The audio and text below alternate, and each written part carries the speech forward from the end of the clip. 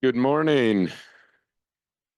It's thrilling to see such an interesting, diverse, experienced, and expert crowd gathered here in the Richardson Auditorium to discuss the important issues that are on our agenda for today. This is now my third State of the Basin, and I've come to look forward to it every year. The Rio Grande del Norte Salazar Center is a centerpiece of Adams State's commitment to the San Luis Valley. The center brings together ideas of service, conservation, education, and research, all for the betterment of the natural resources of the San Luis Valley. And we know at Adams State that the well-being, the health, the vitality of the valley is directly connected to the way we treat our land, our water, our air. And the Salazar Center is our vehicle for directly engaging in those issues in thoughtful, concerted ways. But we know that the center itself, the expertise that our new director, Dr. Paul Formisano, brings, is not enough. We need to engage in it in the way that the Valley is always engaged in challenges. From the moment the first acequia was dug in the Valley, we have known that given the resources we have, the challenges facing us, the only way we move forward is collectively, communally, together. And the Salazar Center understands that and approaches that work in that fashion. And so this annual gathering is important not just for the incredible keynote addresses, panels, the information that is shared, but it is our gathering. It's our coming together in a collective effort to address the issues that are center to the Rio Grande del Norte Salazar Center. And so you being here, this is our collective effort. We expect, invite, engagement, and collaborative work. Let's use this time to come together and think about what is the next year of work. How do we support each other? How do we support Dr. Formisano? How do we support the initiatives of the Salazar Center? I am so happy with the energy, engagement, progress, and work that we've seen over the last, how long have you been here, Dr. Formisano? 8 months. It's been amazing. Thank you all for what you've done to support that work. It's only going to accelerate. With that, I want to introduce someone who absolutely needs no introduction here, but Ambassador Ken Salazar. I was thrilled when he let us know that he would be here this morning. You know, spring in the valley, I think of two things, wind and water.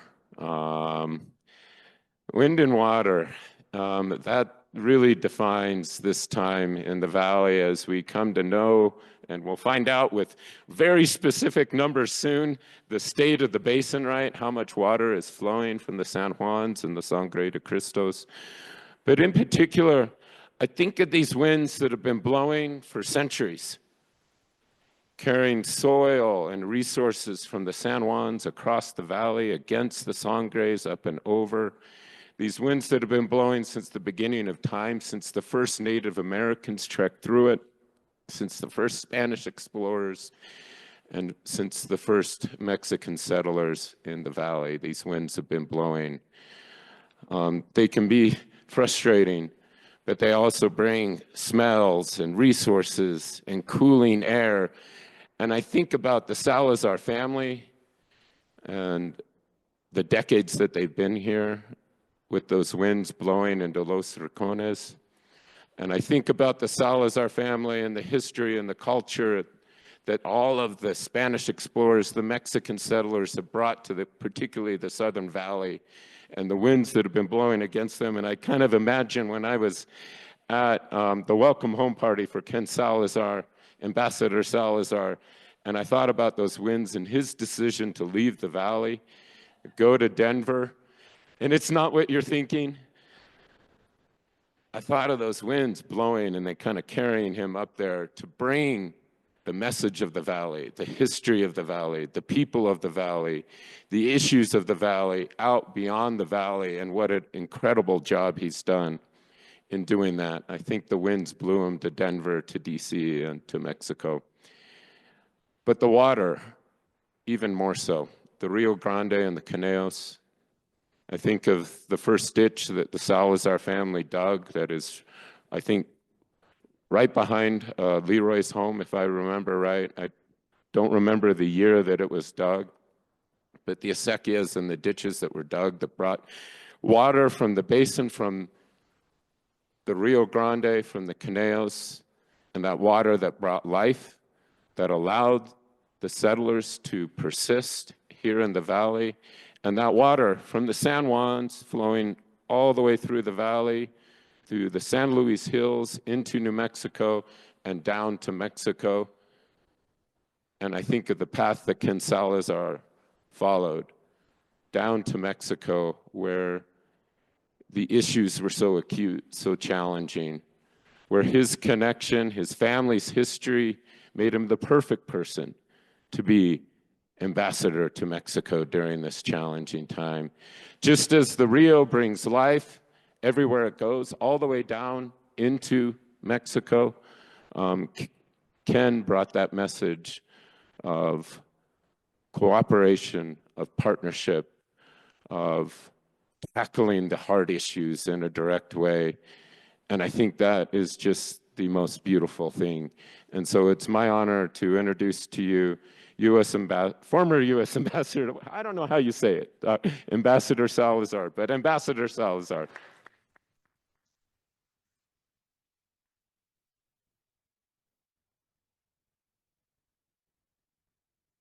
Thank you very much, Mr. President, Dave Tandberg.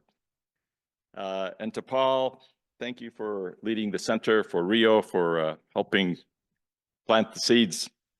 And to Leroy, Lori, Elliot, Gail, other members of my family who are here, just thank you so much for continuing the dream about the San Luis Valley and this place and what it can be. So let's give them all a round of applause.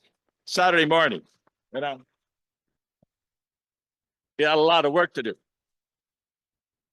So I was, Leroy called me a couple months ago. He said, "You got to be here." I said, "Well, I'm going to try to be there."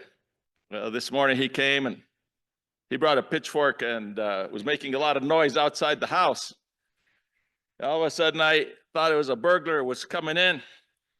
So I went for some kind of weapon I could use, and I looked out the window, and there's Leroy putting pitchforks in the back of my truck so I could go clean the ditches.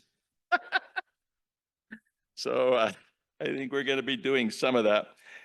I know this is the beginning of what's going to be a long day of sharing of information and what essentially is a time of crisis because of the kind of drought that we're expecting and the numbers that we're seeing in the snowpack up in the mountains. In fact, why it is that irrigation season has started so early today.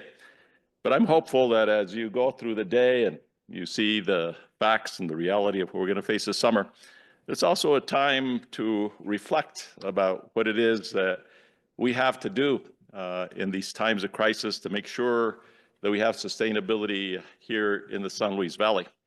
I won't give a long speech about the history of the valley or the Rio Grande or the compact or AWDI or the San Marco pipeline or any of those things, but I want to highlight just a few things. First, Dave, you were kind in introducing me as the former U.S. ambassador to Mexico. My last day there was January the 7th. And what I want to say just in summary about that experience, I brought that experience the valley. I brought that experience everything that this place has taught me. And the experiences that I've had as your Attorney General, as the Director of Department of Natural Resources, as your U.S. Senator and as Secretary of Interior. And my goal there was really to try to transform the relationship between the United States and Mexico in a forever way. So think about the word change or the word transformation. My job, as I understood it and as I embraced it, was to transform the relationship between the United States and Mexico forever. And that is the vision that I worked on every day, thinking about how we, as a North American continent, Canada, the United States, and Mexico, really are one community. We are one community. And thinking about what we could do on the economic front, on supply chains, on the battles against the cartels and fentanyl, and the rivers of guns that flow south into Mexico from the United States. Thinking about all of those things. So it was a tough and a hard job. Tougher and harder perhaps than being US Senator and being Secretary of Interior. But I'm proud to say that the things that we did, I think, advanced the ball. There are times still, obviously, a lot of work to be done, and there are difficult times that face us in the years ahead. But the fact is, today, the United States and Mexico are the #1 trading partners in the history of the world. That has never happened before. And it came about because of the law, the international tri-national law that we have called USMCA, United States-Mexico-Canada Agreement. And that, at its heart, has to do with the integration of the economies of North America. And it's something which we very much support both Democrats and Republicans are supporting it because supported it at the beginning. There's lots of issues going on right now. But if you think about avocados, where do they come from? Berries and strawberries. If you think about potatoes and what happened with the opening up of markets into Mexico with potatoes, which are so important for the valley. So the integration of this economy is important. You think about John Deere tractors and Caterpillars and other freight liners, semi-trucks, the auto industry and auto parts, the integration is all there. So my own view is that's the way that we are headed. And so now in 2025, if you look at where we expect that we will be in 2050, I fully expect they're going to have a North American integrated economy. I believe strongly, Paul and Dave, that we are looking at being one family in North America more so than ever before. And part of what we have to do to try to get there is to really understand the history. We need to understand the history on both sides of the border. We need to understand the people of the United States and the people of Mexico. You know, for far too long, in my view, the relationship between the United States and Mexico has been defined as a relationship of a border in crisis, migration situation in crisis, a broken border abandoned for some 200 years. Well, we share this 2,000-mile border with Mexico. And here in the valley, places like Fort Garland and San Luis, other places, you see how that history has all come together. So I come back here to the valley, registered to vote in Conejos County, because of the fact that I want to help the valley, I want to help this center, I want to help Adams State lift up this story of the United States and Mexico, and there's no better place than to do it than the San Luis Valley. Now, let me secondly just talk a little bit about this valley, and also in what is a time of crisis and concern for all of us. You know, last night, yesterday, we were driving through the town of San Luis, the oldest town of Colorado. I remember in 2006, when I was in the United States Senate and my brother John was in the House of Representatives, and we passed legislation on the creation of the natural area on the Rio Grande. I remember the introduction of the legislation on the Sangre de Cristo National Heritage Area. And so as we were coming through there, I was telling my friend Neil Johnson Shelton about the history of the San Luis Valley. I was telling him about the history of the Great Sand Dunes and how it is that this valley had come together to create the Great Sand Dunes National Park. And so when I think about this valley today, I think about its history. I think about where we are, and I think about where we're going. And so Today, in this gathering of you civically minded, engaged, concerned people about the future, we all got to figure this out together. What's this valley going to look like in 2050? What's it going to be like in 25 years? Many of you, in fact, many, look at some of you who are here, would know the history, Leroy and Rosalie and others, of places like San Luis and Antonito. Last night, about 9 o'clock at night, we were in Antonito. The beautiful Conejos River runs right through that area. But you look at the commercial activity in Antonito today. It's cannabis, whatever your position might be on cannabis. That's the economic development that is there. Well, where is the sustainability of our communities going to come from? Where is it going to come from?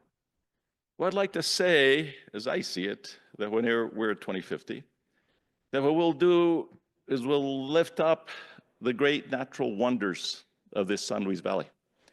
We will do it much the same way that we did when this valley came together, and about 100% of this valley supported the creation of the Great Sand Dunes National Park. You'll remember those days with Scott McGinnis, Bruce Babbitt, myself, working on trying to make that happen. Bill Clinton signing that bill. We had 100,000 visitors that would come to the sand dunes every year at that time. Today, it's over 600,000. You think about the people who come here to learn about the wonderful culture and its history and the natural wonders that surround this valley. How are we going to preserve that? There are many of you, led by Paul, Rio, others, been working on the Rio Grande natural area. Some of the signage that is there to teach people about the greatness of this place. So when I look at 2050, I see, how do we lift this up? How do we create economic vitality here in the valley? Beyond our natural wonders, hunting and fishing and tourism, then you have to go to agriculture. Because without agriculture, this place would wither up and die. Many of you who visited me in the Department of Interior in Washington, D.C., and in the U.S. Senate office, you would remember on my desk there was a sign that said, "No farms, no food. No farms, no food." Why? Because that's just the reality. I'm not sure that people in Denver or Chicago or San Francisco really get that, but I know you get it. That's why, water is important. In a dry area like the valley, you know that unless you have the lifeblood that sustains this place protected here, that you're not going to be able to make a living. And so how do we take care of our water resources?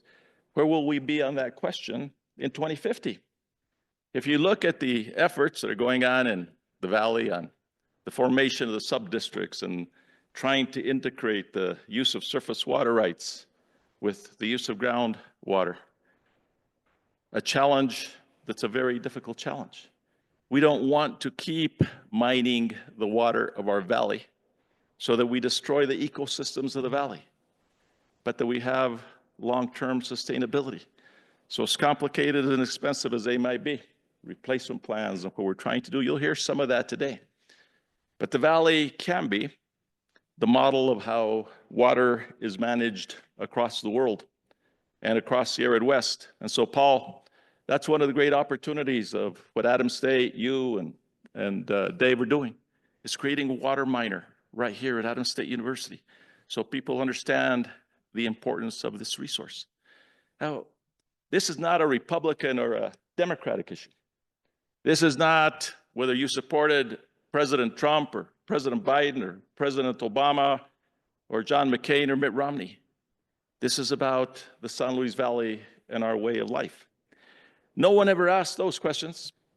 Back in 1990, when I was director of the Colorado Department of Natural Resources, and AWDI, led in part by some former governors who had been governors of this state and wealthy billionaires from Canada and other places, wanted to come in and punch holes all over this valley and take the water from this valley up to Douglas County.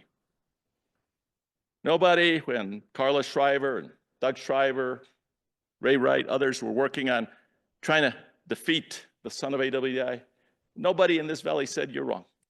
everybody said we have to unite. It was not about partisan flavor. It was not about North or South. It was about we need to come together to defend it. I remember at the Great Sand Dunes National Park when Ben Campbell and I were speaking, and Ben says, it's going to take us a minimum of 10 years to create the Great Sand Dunes National Park. This valley came together, ranchers and farmers, Republicans and Democrats, all came together to say, we're going to get it done sooner than that. We testified in Congress, and within a year, Bill Clinton had signed the bill, creating the Great Sand Dunes National Park, achieving two goals in my mind. The first was the protection of the water resources of the valley, because you will never have another AWDI, even though it's been recently tried again, coming in and taking the water of this valley to feed Douglas County or feed Colorado Springs or feed Aurora. The water is protected, under threat, but protected. And secondly, if you think about diversifying the economy of this valley, what better way to diversify it? You think about the richness of the Great Sand Dunes, Zapata Falls, the Sangre de Cristo Mountains. People want to come here and see the great wonders of our valley. And so that's why the Valley united to make something happen that most people didn't think could happen. A great senator like Ben Nyhorst Campbell saying, it took us more than 10 years to get the Black Canyon of the Gunnison done. It'll take us that long here. But yet this valley stood together and you got it done in less than a year. And so fast forward to 2025, where are we today? Well, I saw Nathan Combs, I don't know if he's here. He's had a bunch of numbers up on the board there at the Water Conservancy District. Had my brother Elliot's name over there, chaired the meeting, said, we're expecting like 50% of runoff this year from an average year. Dry as 2002. You remember that 2002? Everybody in the middle of June and start of July, we thought the meadows were going to die like forever. They're brown, there's no green, no rain. It was that dry. We're back to that kind of year this year. Maybe not quite as bad. It's going to be bad. So my own view and all of the places that I have worked in at the White House, at the Department of Interior, in Denver, and in Mexico City, is you take a look at the reality that you face, can be a crisis, and you say, well, what do we learn from it? How do we make it better?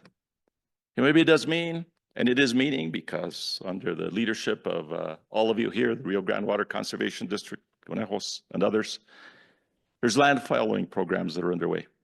There's replacement programs to try to keep the water level in the aquifers from further declining. There are efforts at trying to see how can we develop and plant seeds that are more drought resistant. How do we take crops, take potatoes, barley that may be not consume as much water as alfalfa? Where are those solutions? So as you go through this day, I hope that those are some of the things that you think about. And let me just conclude by saying, nobody ever count this valley out. Nobody ever count Adams State out. You know, I look at many of you who have been leaders in this community for all of your lives. And Adams State is at the heart of what makes this valley the great place that it is. It's a place of gathering, a place of education, a place from where great teachers come from. And so thank you for being part of the 7th Rio Grande del Norte Symposium. Thank you, Dave. Thank you, Paul. Thank you.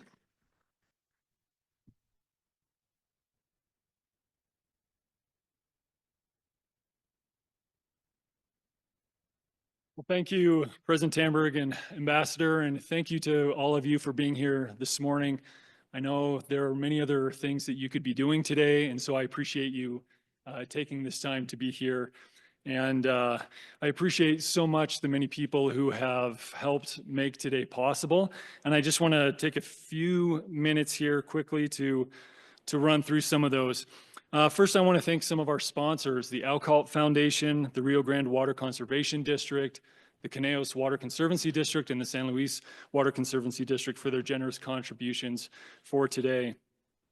I would also like to thank Stephanie Lopez, Holland Shepard, Kelsey Craig, and Carol Osborne with assisting with registration and other symposium planning, Alexa Sanchez Duran, Sean Cruz, Jeremy Jaramillo, and Jared Lucero, who some of them are here today helping with our AV. Linda Relier, Amy Cusera, Peggy Dunn for publicity, Sue Renisher, and the rest of the Sodexo crew for our great food today. And to the Center's advisory board, I was not able to, I couldn't plan this without their help today, so I very much appreciate that. Leroy Salazar, Craig Cotton, Julie Chacon, Heather Dutton, Nathan Combs, Amber Pacheco, Karen Schlatter, and Regan Velasquez. Again, many of them are here today, and I appreciate their support. Also to Dr. Nick Sines and Rio de la Vista for their encouragement and many helpful suggestions. To President Tandberg and the executive team, and certainly to the Salazar family for their support today. So if you could just join me in giving them all a round of applause for their thanks.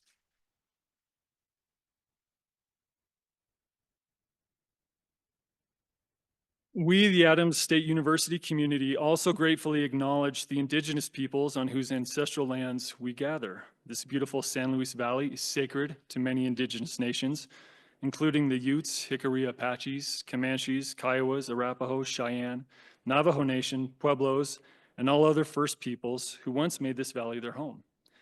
We honor the diverse communities that historically dwelled here and those who currently reside in the San Luis Valley. We know that honoring these lands is a reflective process that demands continued engagement and action. May we always remember the journey of the past peoples who called this valley home.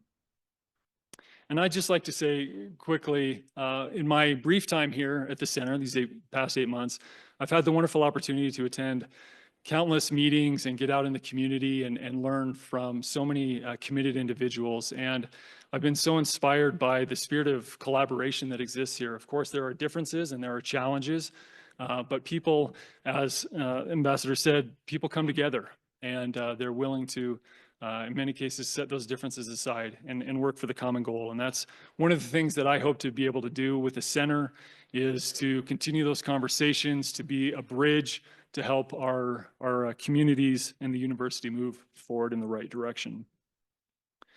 I want to, and I'm already getting ahead of myself here, thank you to our sponsors, but I just want to introduce our theme today, Seeking Tomorrow's Wisdom.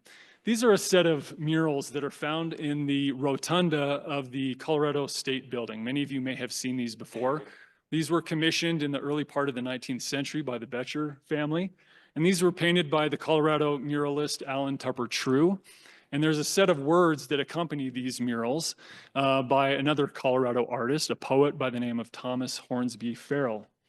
And this series is known as The History of Water. And again, it celebrates the role of water here in the San Luis Valley and in the state of Colorado.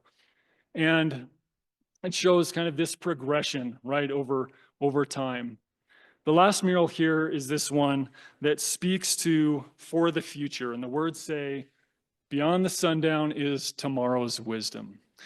And so today, as we convene and as we listen to our different presenters, we will hear a little bit about tomorrow's wisdom, those ideas, policies, tools, instruments that are being used to help shape our understanding of our water resources today. So without further ado, we are going to jump into our first session. So if I can ask Kevin Boyle and Darren Shep to come forward.